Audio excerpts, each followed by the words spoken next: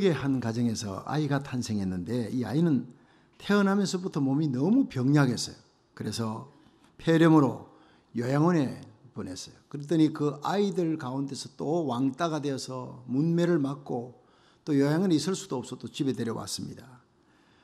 그런데 시력이 또 극도로 나빠요. 한평생을 아주 굵은 그 돋보기를 기관지 또 천식으로 호흡 곤란이 있으니까 그 앞에 있는 촛불 하나 끌 힘조차 없었던 아이가, 저 아이가 도대체 과연 정상적으로 건강하게 자라날 것인가 모두들 걱정했는데, 이 아이가 가까스로 생명을 연장하여 11살이 되었을 때 아버지가 그 아이를 이렇게 불러놓고 이런 말을 했습니다. 사랑하는 아들아, 넌 참 몸이 많이 아프다. 장애도 많고. 그런데 네가 가진 장애는 장애가 아니란다. 내가 정말 전능하신 하나님을 믿고 의지하면 하나님은 반드시 너를 도와주신다. 네가 하나님의 이름만 의지하면 하나님은 오히려 너의 장애로 말미암아 많은 사람들이 너를 주목하게 할 것이다. 그 장애 때문에 사람들이 너를 주목하게 된다는 말이다. 그리고 너를 역사의 신화 같은 인물로 남도록 기적을 일으키실 분은 바로 하나님이시다. 하나님의 이름을 귀히 여겨라. 그 아버지의 말이 그의 일생을 바꿔버립니다. 늘 부르던 하나님이지만 그 하나님의 이름을 그의 영혼에 새기게 됩니다. 그리고 기도하게 됩니다.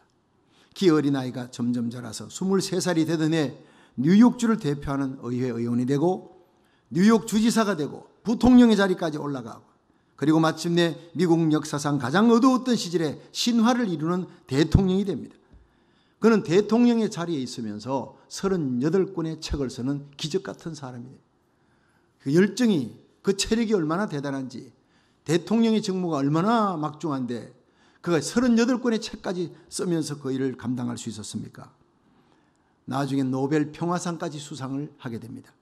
그가 바로 미국 26대 대통령 테오도르 루즈벨트입니다. 이 사람은 어릴 때부터 병약했던 사람입니다. 그런데 그가 26대 대통령이 되면서 얼마나 많은 업적을 남겼던지, 러시모 산에 가면 미국 대통령들 중에 아주 업적이 많은 업적을 남긴 사람을 이렇게 큰 바위 얼굴을 만들었는데 그 중에 한 사람이 바로 테오도르 루즈벨트입니다. 미국 사람들에게는 프랭클린 루즈벨트보다 테오도르 루즈벨트가 더 인상 깊게 남아있다는 것입니다. 병약한 데다 극도로 시력이 다 나쁘고 기관지 천식이 심했던 그 어린아이가 미국 역사의 가장 위대한 대통령 중에 한 사람으로 남게 된 것은 바로 그 아이의 영혼에 하나님의 이름이 새겨지면서부터 시작된 것입니다. 할렐루야. 여러분, 하나님의 이름을 제대로 안다는 것이 우리에게 얼마나 중요한가 하는 것을 알 수 있는 거예요. 늘 부르는 하나님의 이름이지만 오늘 여러분이 예배를 통해서 하나님의 이름을 여러분의 영혼에 각인할 수 있기를, 새기기를 주의 이름으로 축원합니다. 예레미야 33장 2절에 보면 이 일을 행하는 여호와, 그 일을 지어 성취하는 여호와, 그 이름을 여호와라 하는 이가 가라사대 너는 내게 부르짖으라. 내가 네게 응답할 것이고 네가 알지 못하는 크고 비밀한 일을 보여주리라 했어요. 여기서 하나님의 이름이 여호와, 그 이름을 여호와라는 이가 가라사대 이렇게 했습니다. 여호와라는 뜻은요, 야훼라는 원래 원어에 가까운 발음은 야훼입니다. 그런데 스스로 계신 자는 I am who I am, 나는 스스로 있는 자라, 영원자라는 거예요. 영원하신 하나님이 무소부지 아니 계신 곳이 없으시고 죽음이 없는 분입니다. 알파 오메가, 시작과 끝이 되고 전능하신 하나님입니다. 근데 그 전능하신 하나님이 이 일을 시작했다면 마침내 이루시고 만다. 하나님의 전능자가 이루신다는 거예요. 그래서 빌립보 1장 6절에 보면 너희 속에 착한 일을 시작하시니가 그리스도 예수의 날까지 이루시리라. 여러분, 착한 일이 뭡니까? 우리를 구원하시는 일입니다. 여러분, 우리가 하나님의 영광을 위해 이 땅에 살면서 하늘나라 가는 그날까지 사명을 안고 가는, 이 사명을 이룰 힘도 하나님이 주실 줄로 믿으시기 바랍니다.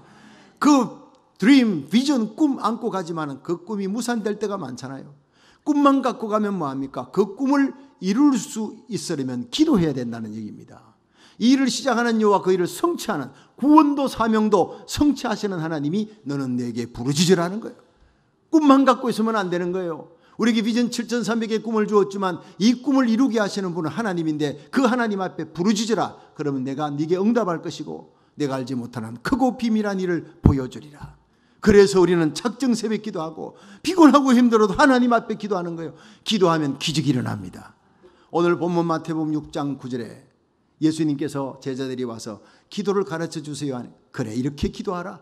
하늘에 계신 우리 아버지요.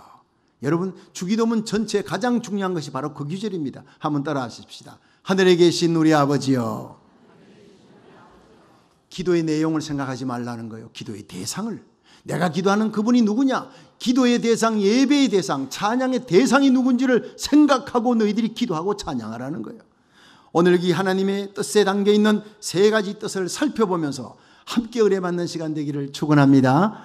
첫째로, 하나님은 하늘에 계신 하나님, 하늘에 계신 아버지.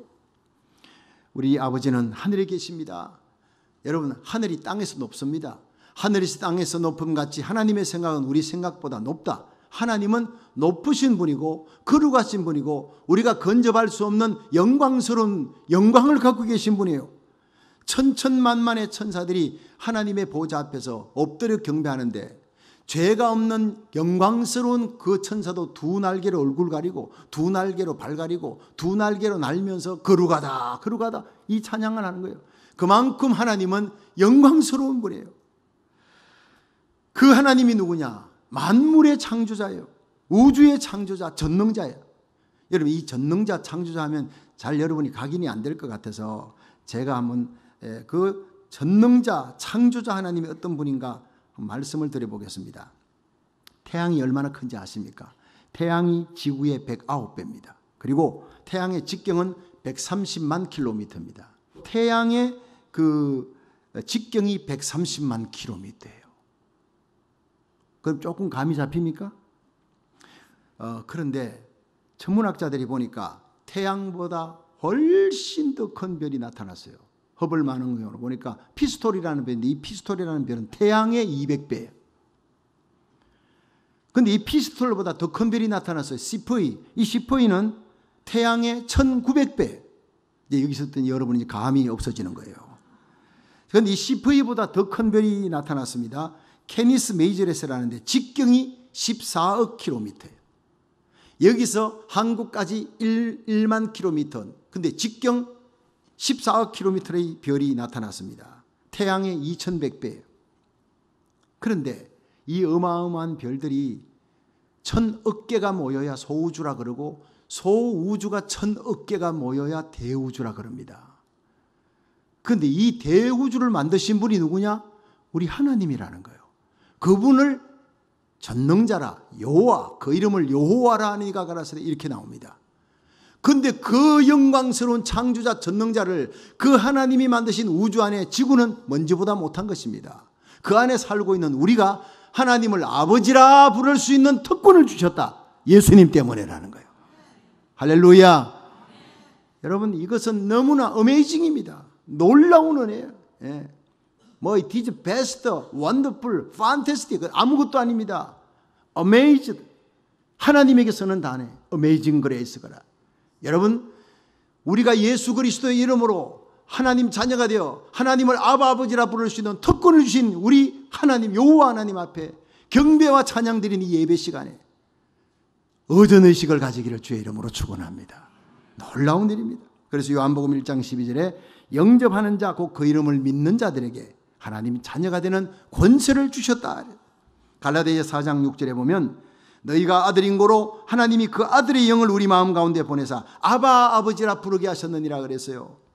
여러분, 우리가 예수의 피를 들고 하나님의 보좌 앞에 나가면 예수의 피 없이는 하나님을 아버지라 부를 수 없고 아버지 보좌 앞에 나갈 수 없는 우리를, 죄인된 우리를 예수의 피를 들고 하나님의 은혜의 보좌 앞에 나가 그 창조자 전능자를 아바 아버지라 부르며 예배드리고 기도하고 찬양할 수 있는 특권을 주신 여호와 하나님 앞에 경배와 찬양을 드리며 한번 힘차게 박수를 돌립니다. 할렐루야. 하나님 감사합니다. 우리에게 왕같은 제상 그 귀한 은혜, 하나님을 아버지라 부르는 특권 주심을 인하여 감사드립니다. 두 번째, 우리 하나님은 아버지라 하는 겁니다. 첫 번째는 하나님은 하늘에 계신 분이 전능자, 영원자, 창조자. 그런데 두 번째는 하나님은 아버지다. 이건 엘로힘이라는 거예요. 창세기 1장 1절에 태초에 하나님이 천지를 창조하시니라 할 때 그 하나님은 히브리어로 엘로힘, 복수입니다. 그건 전능자라는 뜻입니다. 전능자. 그래서 이스라엘 백성들이 성경을 이렇게 복사하는 랍비들이나 서기관들이 여호와 이름을, 하나님 이름을 못 써요. 너무너무 두려우니까 비워놓고 갑니다. 그러다가 이름 잊어버릴까 봐 그 이름을 다른 이름으로 대체한 게 아도나이입니다. 아도나이, 주여, 주여라는 뜻이에요. 근데 이스라엘 백성들이 하나님을 아버지라 부르면 죽입니다. 어찌 감히 죄인이 하나님을 아버지로 불러요? 예수님이 왜 십자가에 달려 죽었느냐? 하나님을 아버지라 불렀기 때문입니다. 내가 하나님의 아들이라 그래서 그 죄목으로 죽습니다. 근데 예수님이 예수님의 제자들에게 이렇게 기도하라. 하늘에 계신 우리 아버지여. 여러분, 이건 파격적이고 충격적인 일이라는 겁니다. 우리는 지금 하나님을 아버지라 그렇게 늘상 부르는 것이 일상이지만 당시에 예수님께서 이렇게 얘기한 것은 파격적이라는 거예요. 하나님 아버지라 부르면 죽습니다. 그런데 아버지라 불러라는 건 누구 때문에? 예수님 때문에. 여러분, 왜 아버지라 불렀는지 아십니까? 왜 아버지라고 부르게 한지 아십니까? 하나님은 공급자예요.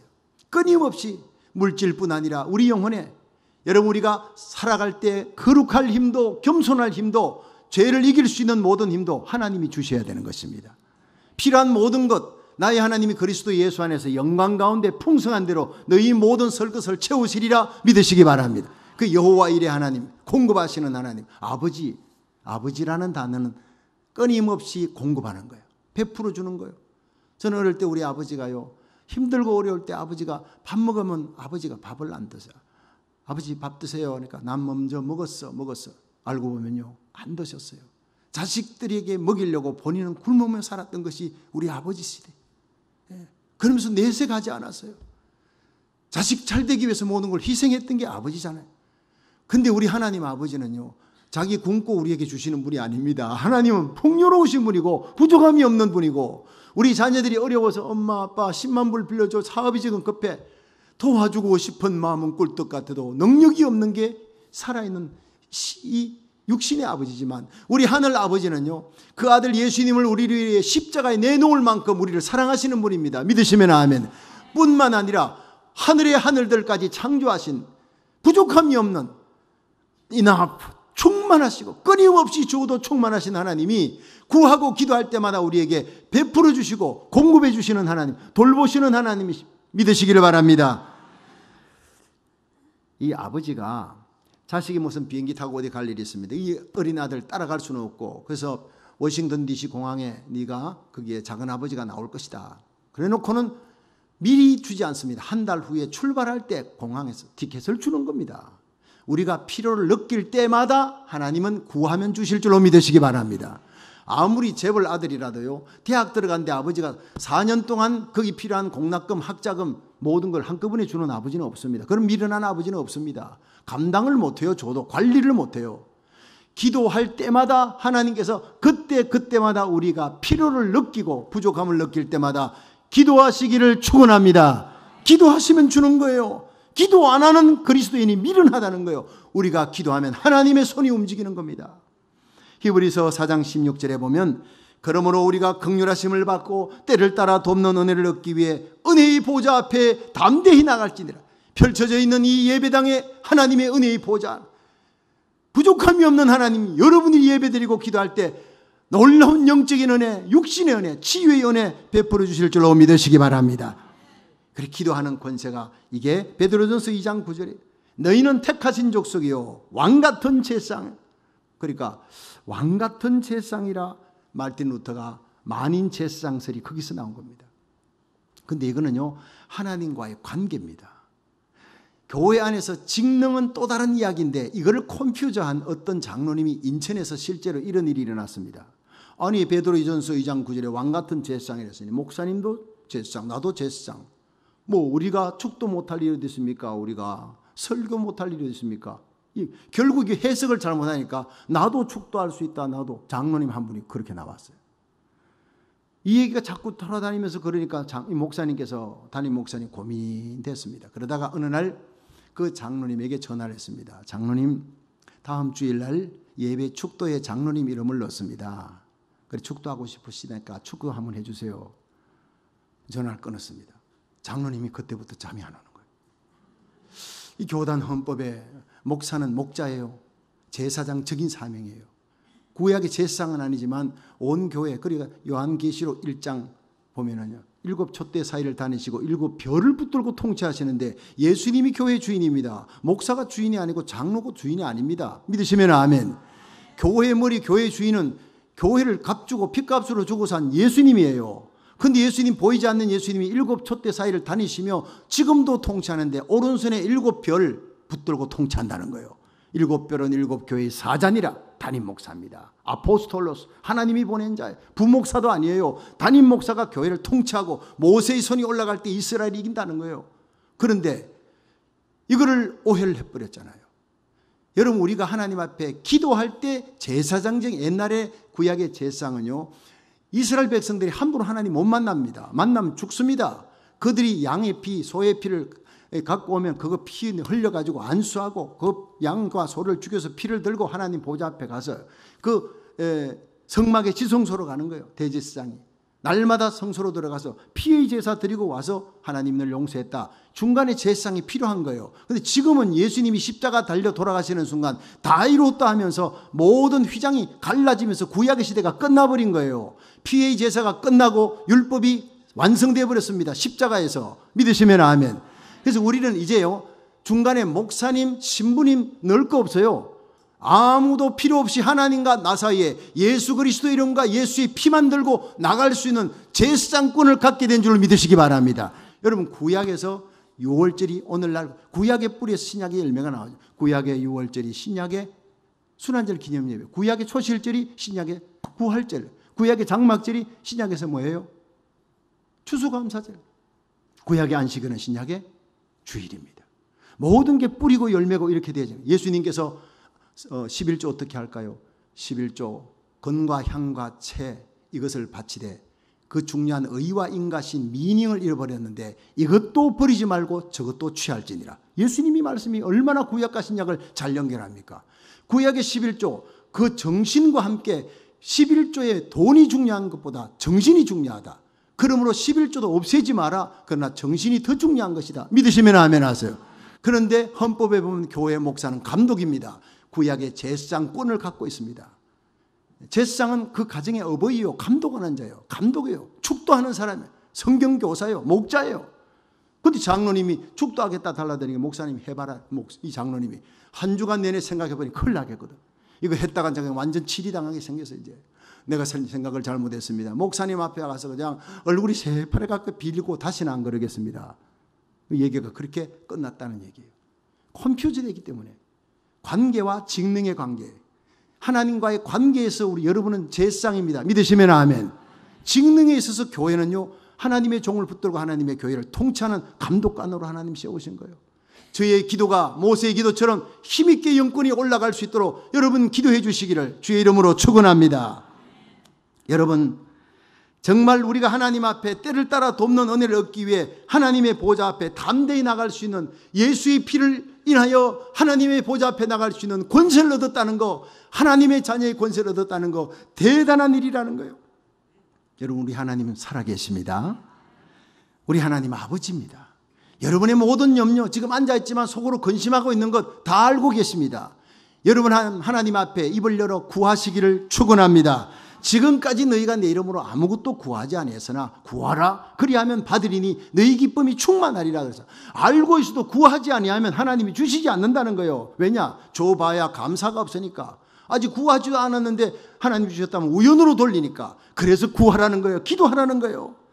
내가 절박한 상황에 길이 막혔을 때, 인생의 벼랑 끝에 섰을 때 내가 두 손 들고 나가 부를 수 있는 이름이 있다는 거, 얼마나 귀한 축복입니까? 그 이름이 바로 하나님 아버지라는 것입니다. 내가 해결할 수 없는 갈등의 문제를 안고 고민하고 있을 때 기도하면 깨닫게 해주시고 해결하게 해주시는 분이 하나님이시라는 거예요. 다음 이야기는 전남대학교 이무석 교수님이 강의한 내용 중에 있는 이야기입니다. 어린 시절 알코올 중독자 아버지를 두었어요. 너무나 고통받는 아이가 있었습니다. 날마다 술에 취해 있었던 아버지는 그 아들에게 술 심부름을 시켰어요. 어느 날은 돈도 주지 않고 술 받아오라 그러니까 그 술 주전자를 들고 술집 앞에 섰는데 돈이 없으니까 들어가지를 못하고 앞에 서가지고 서성거리고 있습니다. 주인이 그 사실을 알고 불쌍했던지 주전자 달라 그래가 반만 채워서 보냈어요. 근데 집에 가가지고 보니 아버지가 뚜껑 열어보니 반이 있거든요. 그럼 너 왜 반 마셨냐? 밥만 갖고 왔냐. 그 자리에서 귀때기를 때리고 발로 차고 거기서 그 아이가요 아버지에 대한 원한을 품는 거예요. 정오심을 품고 집을 가출해 버립니다. 그리고 고생을 해가지고 박사학위까지 받습니다. 결혼을 합니다. 신학 박사까지 되는 거예요. 신학 박사까지. 그래도 아버지가 용서가 안 되지는 거예요. 그런데 어느 날 결혼해가지고 그 미술대학을 나왔던 부인이 화가였습니다. 그래서 그림을 그리고 있는 모습을 봤는데 연탄재를 갖고 와가지고 그걸 잘게 부수었어요. 연탄재를 부숴가지고 그걸 물감에다가 섞어가지고 그리는 걸 봤어요. 깜짝 놀랐습니다. 연탄재가 저렇게 멋있는 그림을 만들게 하는 줄 몰랐다는 거예요. 그 순간 성령님께서 그에게 깨달음을 줬습니다. 너의 아버지가 너의 인생의 연탄재였느니라. 그래, 내 아버지는 나에게 연탄재 같은 쓸모없는 사람이었다. 미움의 대상이었어. 그러나 그 아버지를 통해 내가 낳고 그 아버지를 통해서 하나님이 나 같은 존재를 세워주셨다. 그걸 하나님이 깨닫게 해주셨다는 겁니다. 우리 아버지 쓸모없는 연탄재 같은 분이셨어. 그러나 오늘의 내가 있기 위해 연탄재 같은 아버지도 필요하셨구나. 그 생각이 들자 눈물이 흐르기 시작. 곧바로 아버지께 전화했고 아버지 앞에 달려가서 회개했어요. 아버지 묘했던 죄를 용서해달라고 회개하고 자기 집에 모셨어요. 돌아가시는 날까지 잘 섬겼다는 이야기입니다. 할렐루야. 여러분, 우리가 기도하면 어떤 방법으로든지 깨닫게 하시든지 그 문제를 해결해 주시는 하나님, 환경을 변화시키든지 환경을 극복할 힘을 주시든지 어떤 방법으로든 해결하시는 하나님을 만나게 될 줄로 믿으시기 바랍니다. 여러분, 우리 하나님은 아버지입니다. 내가 나를 간절히 찾고 찾으면 나를 만나리라. 오늘 예배를 통해 이번 작정 새벽 기도를 통해 간절히 하나님을 찾고 하나님 만나고 기도 응답받는 역사가 일어나기를 주의 이름으로 축원합니다. 우리가 이제 마지막으로 세 번째, 아버지는 보호하시는 분이라 지키시는 분이라 하는 말씀을 끝으로 전가하겠습니다. 우리는 약합니다. 그런데 아버지는 강합니다. 강한 분입니다. 강한 팔로 그 자녀를 보호합니다. 우리 애들이 이제 있는데 어릴 때 바닷가에 이렇게 나가면요, 막내가 주희가 아마 3살인가 4살인가 바닷가에 이렇게 갔는데 갑자기 엄마를 그렇게 좋아하고 딱 찰거머리 같이 붙어있던 애가 바다 속에 이렇게 이제 들어가서 허벅지까지 물이 들어오잖아요. 막 파도가 치고 그러자 엄마의 품에서 갑자기 내한테로 막 그냥 두 팔을 벌리고 아빠 하고 내한테로 오는 거예요. 왜냐? 엄마보다 내 팔이 강해 보여요. 본능적으로 강한 자의 쪽에다 붙는 거예요. 애가 그렇게 찰거머리 같이 붙어있던 애가 엄마 놓고 아빠한테 와서 그 다음에 마음의 평안을 누리는 걸 봤어요. 여러분, 세상 부모님 팔이 아무리 강해도 늙고 약해집니다. 그러나 우리 하나님 아버지의 크신 팔, 강하신 팔은 결코 쇠함이 없는 줄로 믿으시기 바랍니다. 그 권능의 팔로 그 기수로 우리를 덮으시고 보호하시고 방패가 되어주시는 거예요. 하나님 자녀들이 이 나그네 인생길을 살아가는 동안 언제 어느 때 위험과 재앙 만날지 우리는 모릅니다. 내일 일을 모릅니다. 그러나 하나님은 다 알고 계신다는 거예요. 그래서 우리가 가는 길에 이 길 가면 안 돼 막으시고 이 사람 만나면 안 돼 막아. 나는 분명히 저 길 가고 저 사람 만나야 내가 축복인 줄 알지만 사망의 골짜기로 지날 때 해받음을 두려워 아니할 것은 지나보면 그것이 축복의 지름길이라는 것을 깨닫는 것입니다. 하나님이 간섭하시고 하나님이 다스리시고 인도하시고 통치하시는 하나님의 주권을 믿으시기를 축원합니다. 근데 우리가 언제 하나님 만납니까? 약할 때 만납니다. 내가 약할 때. 언제 하나님 만납니까? 내가 환난당할 때 하나님 만납니다. 환난당할 때 내 이름을 부르라. 내가 너를 건지리니 네가 나를 영화롭게 하리라. 출애굽기 14장에 이스라엘 백성이 앞에는 홍해바다, 뒤에는 애굽의 마병, 이제는 끝이다. 인생의 낭떠러지 끝에 섰을 때 그들이 하나님의 이름 부르잖아요. 모세가 여호와 이름을 부르며 지팡이든 막대기든 손을 내밀었을 때 여호와의 동풍이 불어 홍해바다 갈라지고 이스라엘 백성은 어린아이까지 다 구원하되 애굽의 마병들은 다 수장시키는 구원과 심판을 행하시는 그 하나님을 만날 때가 홍해바다 앞에서입니다. 마가복음 7장 48절에 오병이어 기적 후에 제자들이 배 타고 그라사를 가는데 갑자기 풍랑이 일어나잖아요. 괴로이 노를 젓고 있는데 예수님이 바다 위를 저벅저벅 걸어오십니다. 괴로이 노 젓고 있는 그들을 보는 것이 아니라 도와주기 위해 오시는 겁니다. 주님이 배에 올라타니까 바람과 파도가 잔잔해졌더라. 여러분의 심령에, 가정에, 우리 교회, 직장의 삶에 여러분 예수님을 깨워 일으키십시오. 다가오시는 예수님을 맞이하기만 하면 모든 풍랑이 잔잔하게 될 줄로 믿으시기 바랍니다. 아브라함 링컨 대통령이 위대한 지도자가 된 것은요, 기도 때문이에요. 기도. 예수님 제일 주예였어요. 당시 남북 전쟁으로 동족 상전의 피가 강물같이 흐르는 비극의 한복판에 이 링컨이 1863년 4월 30일 금식 기도의 날로 선포했어요. 온 미국의 국민들은 금식하라. 그때가 계속 밀려요. 남군에게 밀리는 거예요. 그때 링컨 대통령이 하나님 앞에 비상기도로 전국민 금식기도를 날 선포했습니다. 여러분, 이 미국의 비극을 종식시키는 방법은 우리 모두가 회개하고 하나님 앞으로 돌아가는 길밖에 없습니다. 하나님 앞에 돌아가 그 자비와 사랑의 용서를 받고 인간 사이에 얽힌 모든 문제들이 해결될 수 있다는 걸 알고 하나님 앞에 엎드리십시오. 금식하십시오. 남북 전쟁을 위시한 인간 역사 속에 일어나는 비극들은 결국 인간이 하나님을 떠났을 때, 진리의 말씀이 성경을 떠났을 때 일어난 일입니다. 하나님께로 돌아가십시다. 성경으로 돌아가십시다. 이 불을 토하는 연설이 게티스버그의 연설과 함께 링컨의 유명한 명연설 두 번째 속하는 것입니다. 그 연설이 끝나고 온 국민이 금식기도 들어갔습니다. 기가 막히게 그 금식기도 하는 중에 북군이 승리하는 대역전극이 일어났다는 사실입니다. 할렐루야. 기도밖에 없습니다. 우리가 기도하면 하나님의 큰손이 역사할 줄로 믿으시기 바랍니다. 자기 아들을 아끼지 않고 우리 모든 사람을 위해 내어주신 하나님이 어찌 그 아들과 함께 모든 것을 은사로 주시지 아니하시겠느냐. 그렇습니다.